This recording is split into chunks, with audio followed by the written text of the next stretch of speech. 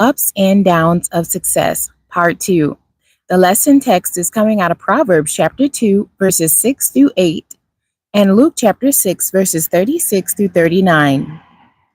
The key verse is Proverbs chapter 2, verse 7.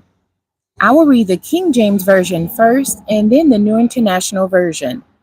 He layeth up sound wisdom for the righteous. He is a buckler to them that walk uprightly. The New International Version of Proverbs chapter 2, verse 7. He holds success in store for the upright. He is a shield to those whose walk is blameless. The key for today's lesson: ask and keep asking, seek and keep seeking, knock and keep knocking. The focus for today's lesson: the times of our successfulness will be more than the times of our failures. What's up? What do you do when you say yes to God, given challenges, by planning those things He has put in your heart, and you cannot find the funding for your destined path or project? Here's the subject we all need to hear and read about again and again: funding. What do you do when there is not enough money to complete the plans that you made? You've done the research, investigated the variables of probabilities, and learned from your past failures, yet the money is not there. I must caution you before I proceed that receiving the funds you need parallels with seeds that you have given. Make sure that you are a giver on the levels that you can give.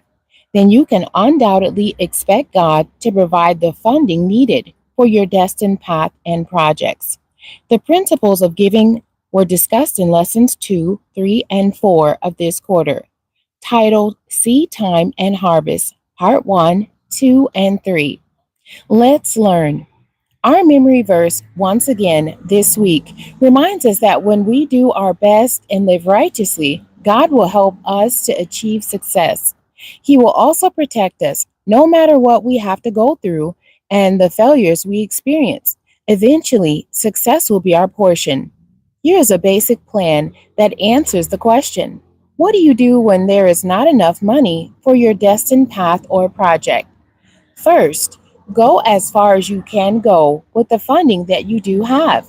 With limited funding, just start planning for all the phases of the project that you can. This can be as simple as writing down your plans. Determine what you need for your plans to work and write it down. That's a plan, and that's a start. Next, pray to God to give you a plan to get the funding that you need. This is a foundational principle of our faith in God. Prayer is important and it works. I have been at this point many times with various projects in my life. I knew that I had great projects, and I even felt that most of them were divinely inspired. However, I did not have enough money. So I learned how to pray for the money I needed while giving all my concerns to God, because I knew that He cared for me. I also learned not to worry too much. I would just go about my daily tasks, keeping my normal routines. I generally go to sleep every night on a timely basis. Eventually, as time progressed, sometimes days, weeks, or even months, God would eventually bless me with the money that I needed. Let's rap about it. We should never be ashamed to ask, seek, and knock by the leading of the Holy Spirit.